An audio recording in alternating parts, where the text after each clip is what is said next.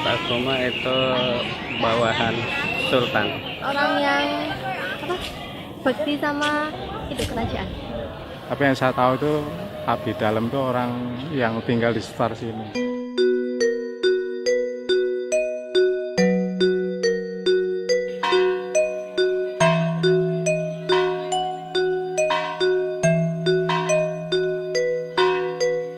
Sok sinteno tiyang ingkang sagah dados abdining budaya Kraton Ngayogyakarta Hadiningrat.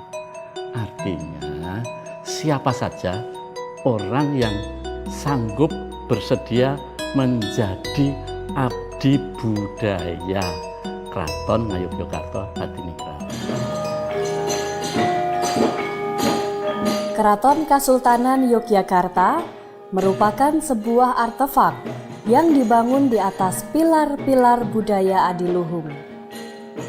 Bagi masyarakat Yogyakarta, bangunan cagar budaya ini merupakan pusat konsentrik sebagai kiblat keluhuran budaya Jawa.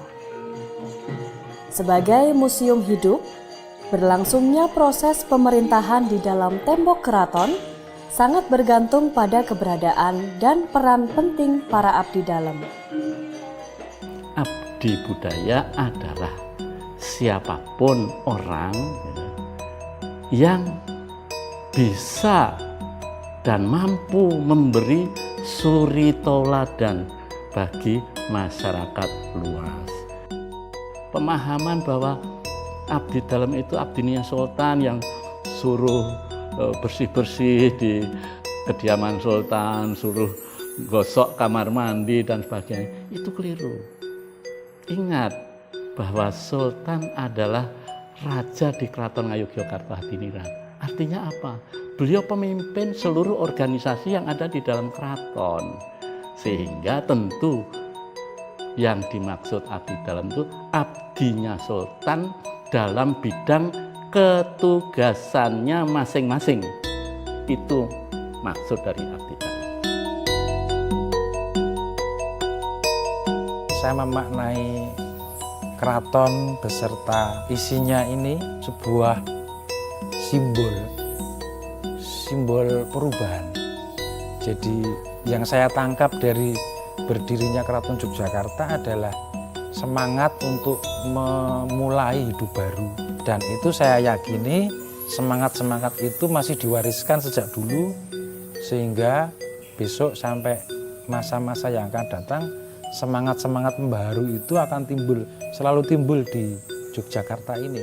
Abdi dalam sangat penting karena Keraton Jogja masih tetap tegak berdiri dengan struktur organisasinya yang dari dulu sampai sekarang tetap dijaga.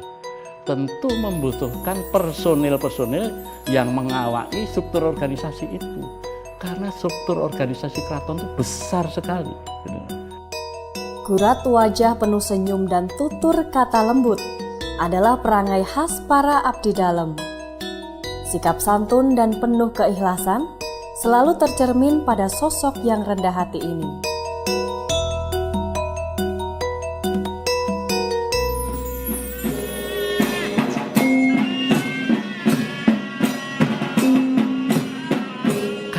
Kita berpakaian peranaan seperti ini, yang itu di daerah lain tidak ada pakaian seperti ini, hanya di Jogja. Inilah penjaga budaya. Belum bekerja, hanya berpakaian, sowan ke keraton, itu artinya apa? Penjaga budaya. Bahwa 100 tahun yang akan datang, 1000 tahun yang akan datang, kita berusaha tetap abdi dalam itu pakaiannya seperti ini. Karena itu ciri khas Keraton Ngayogyakarta Hadiningrat.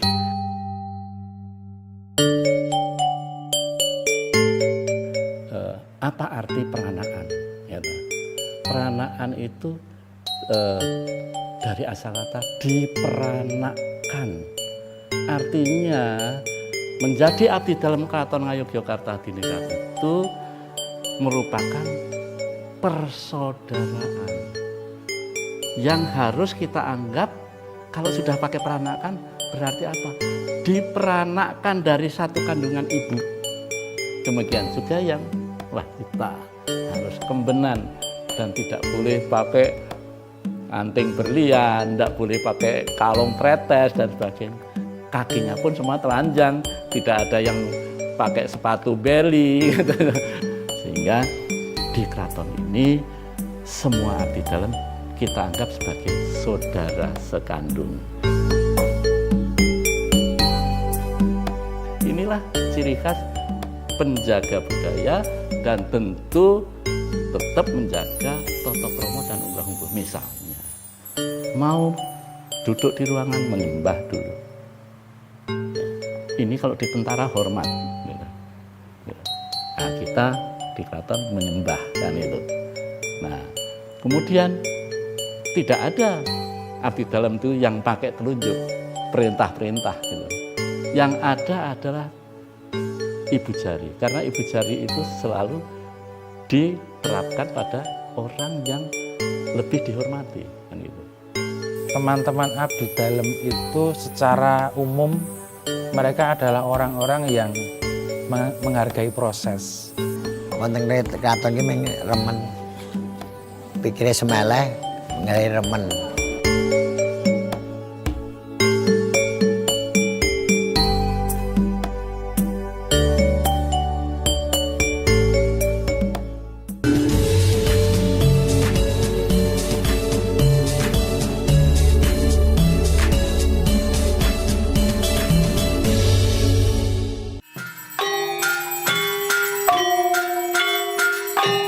Kulit keriput, rambut yang telah memutih, badan yang mulai melemah tetap tidak menghalangi pengabdian mereka. Inilah yang menggugah hati banyak orang untuk mencari tahu siapakah sosok pengabdi itu.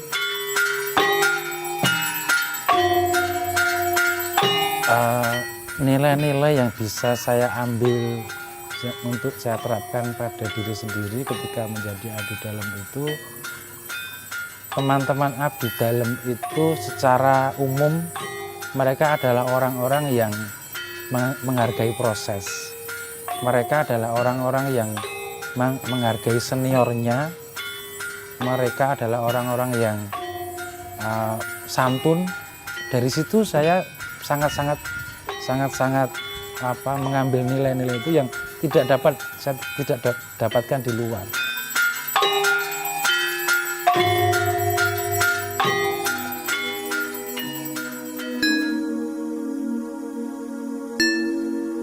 Kok kula saged kepengin dados abdi dalam iki namung badhe mados katentreman, pengayoman.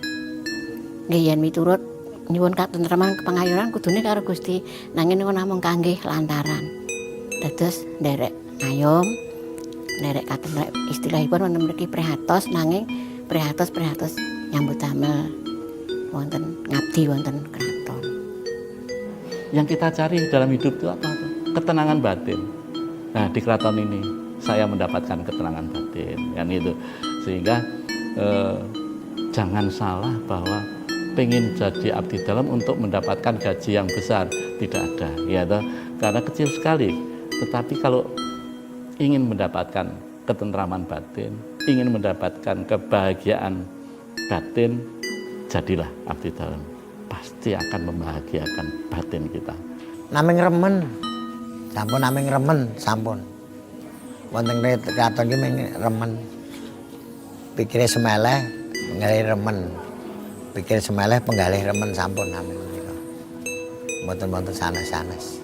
Jadi ternyata setelah saya beberapa tahun menjadi abdi dalam, saya banyak belajar dari teman-teman sesama abdi dalam. Teman-teman yang menyapu, teman-teman yang membuat minuman, bagaimana ternyata mereka itu menjalani hidupnya itu sungguh berbeda dengan saya sebelum menjadi abdi dalam.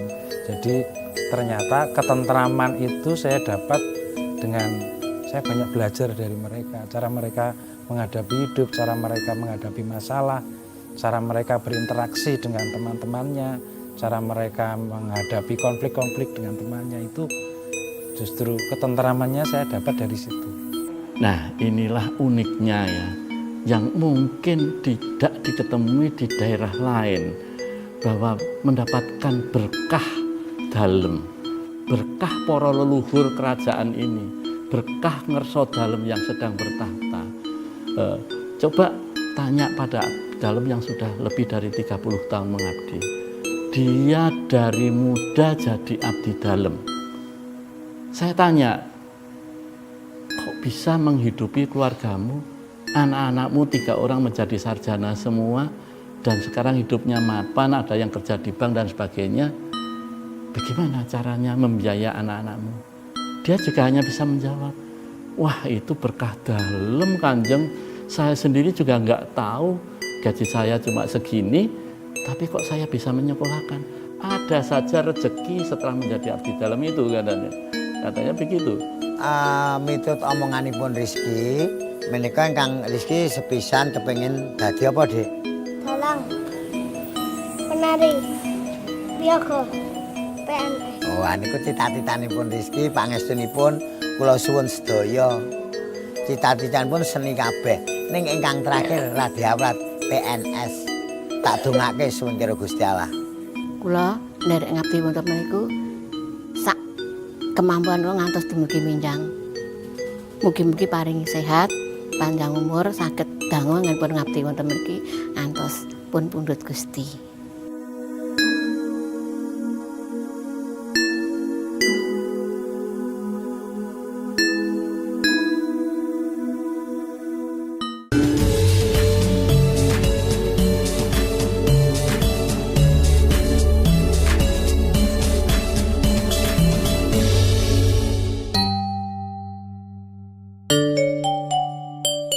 Banyak orang menganggap abdi dalem merupakan abdi raja yang berpendidikan rendah.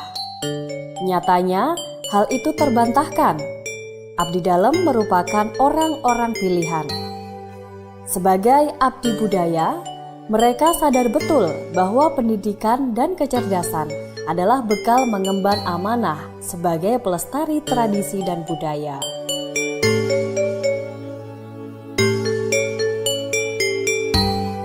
Ya memang begitu anggapan orang luar ya. Tapi mari kita lihat, banyak sekali profesor yang menjadi abdi dalem, gitu. Banyak sekali doktor, banyak sekali S2 dan sebagainya. Tentu yang lulusan SD, lulusan SMP juga banyak.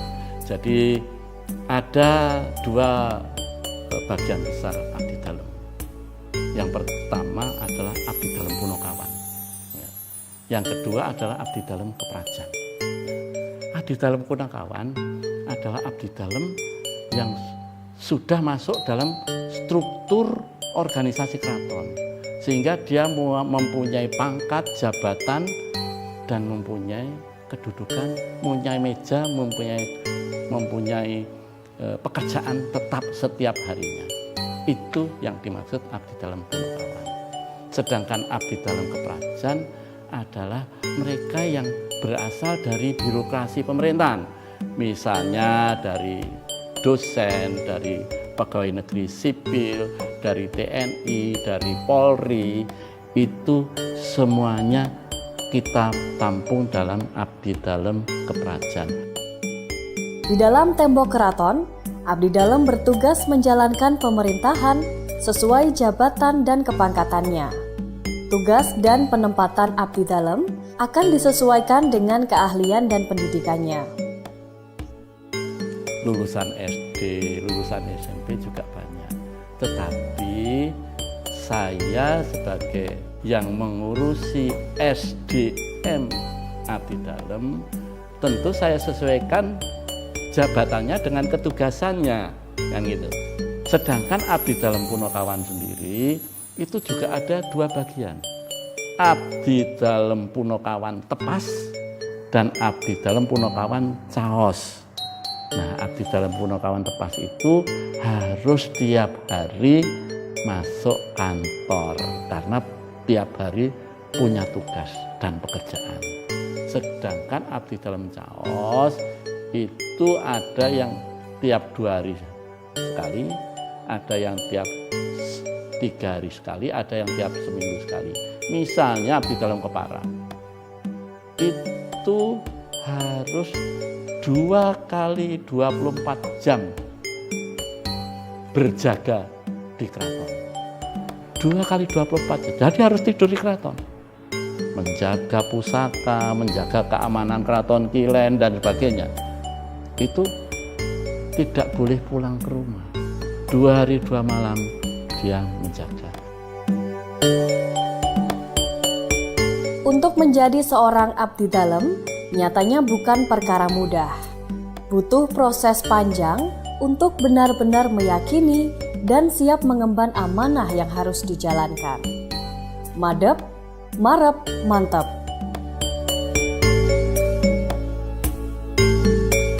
Kula nderek ngabdi wonten meniku sak kemampuan kula ngantos dumugi mindang.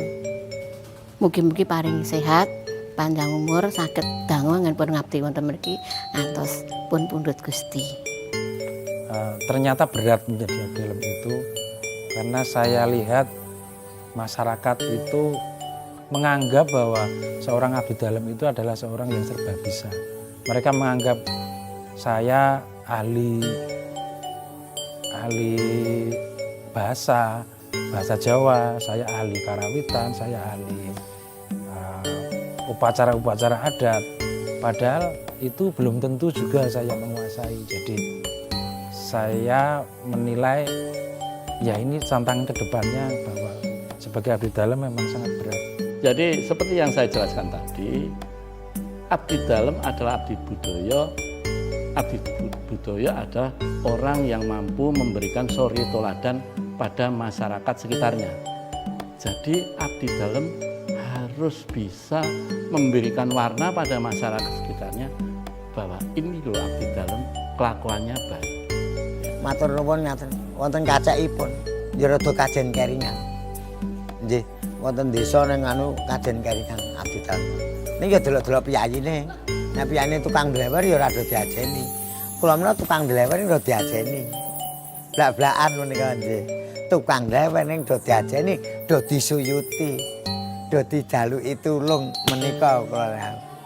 Jadi abdi dalem itu bukan dari keinginan sultan, saya jadikan abdi dalem, tidak. Tapi harus ada penyuwunan, keinginannya sendiri dari yang bersangkutan untuk menjadi abdi dalem. Kemudian setelah itu diajukan kalau ingin menjadi abdi dalem Punakawan, diperintahkan kalau untuk menjadi abdi dalem kerajaan di Dwaropuro.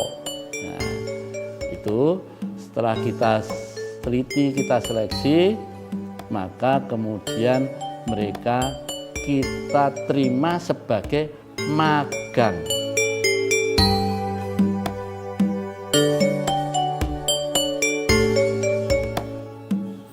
Menika mboten saking kreteke wong tuwa, kretekipun piyambak nembung kalian kula. Pak, ngopo? Aku nderek sowan ning kraton. Ya kaya bapak ya nganggo jare, setaken kamustimang, nganggo pranaan, nganggo iket, nganggo keris, menika umur gangsal 12 wulan. Saya melewati fase yang namanya sowan bekti dulu dari tahun 2001 sampai 8 tahun kemudian saya baru diangkat menjadi abdi dalem dengan nama Mas Jajar Susilo Mabdio. Yen rumiyin dereng mangertos nika namung saking kekajenganipun kula piyambak. Mboten wonten ingkang ndorong, mboten wonten ingkang maringi pirsa, namung saking hati nuraniipun kula piyambak. Apa yang saya dapat kekucah dari keraton itu saya merasa sudah cukup untuk saya menjalankan hidup ini. Dan ternyata terbukti bahwa antara mengabdi dan mencari penghasilan itu bisa berjalan.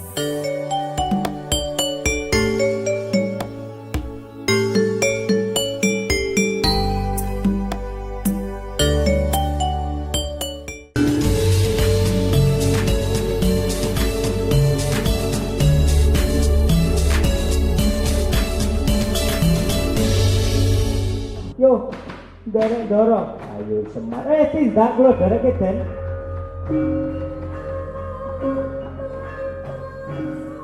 Inilah yang mengajarkan makna hidup bagi mereka. Tembok keraton bukanlah pembatas kasta, namun guru yang membangun kuatnya sukma. Dimanapun juga, perilaku baik akan mendapatkan tempatnya, karena sejatinya hidup adalah milik Sang Kuasa.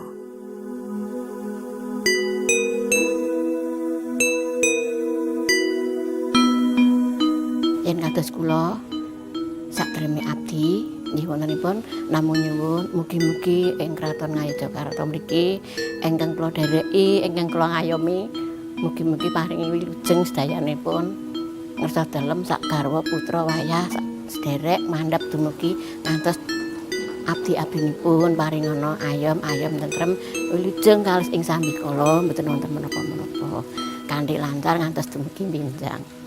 Mandhap dumugi dhateng abdi sedaya, mandhap malih dhateng keluarga kula sedaya. Amargi kula sampun ngraosaken sithik-sithik sampun ngraosaken raosipun wontenipun namung tentrem, ayem, sumarah, semeleh wonten ngarsanipun Gusti kanthi lantaran ngayom wonten dalem ageng mriki. Saya tetap memilih untuk menjadi abdi dalam keraton karena mungkin sama dengan kebanyakan abdi dalam yang lain, bahwa sama sekali saya tidak menghitung aspek finansial dari yang saya kerjakan, apalagi yang saya dapat menjadi abdi dalam. Sama sekali saya tidak tahu itu, tapi saya juga nggak tahu kenapa juga oleh Tuhan dicukupkan. Saya merasa cukup, saya merasa apa yang saya dapat kekucah dari keraton itu saya merasa sudah cukup untuk saya menjalankan hidup ini. Dan ternyata terbukti bahwa antara mengabdi dan mencari penghasilan itu bisa berjalan. Rumiyin kula nalika dereng dados abdi dalem intinipun ibarat napa nggih muntang-manting. Ibarat toya mboten lerem, mboten tenang. Sakmenika sampun dados abdi dalem, rumasipun nggih wonten ketingkatanipun. Sak mboten-mboten nggih ayem, tentrem, semeleh, pasrah, dan mados rezeki wonten Jawi nggih lancar. Jenaming nderek nyuwun ingkang kuwas ngarsodanipun ngasta menika tansah diparingi gangsar lancar samesdayanipun nganti kemawon. Panjang yuswa tutuk eda momong garwa putra wayah. Sakanipun ngasta wonten gubernur tansah pinanugraha wilujeng kabeh. Nami ngaten anginipun saged ngaturaken. Walaupun negara dan dunia ini makin modern, makin maju dengan cepat sekali teknologinya, tetap pengabdian itu seperti yang sudah berlaku sejak zaman dulu sampai hari ini tidak luntur, bahwa abdi dalam nomor satu adalah pengabdian.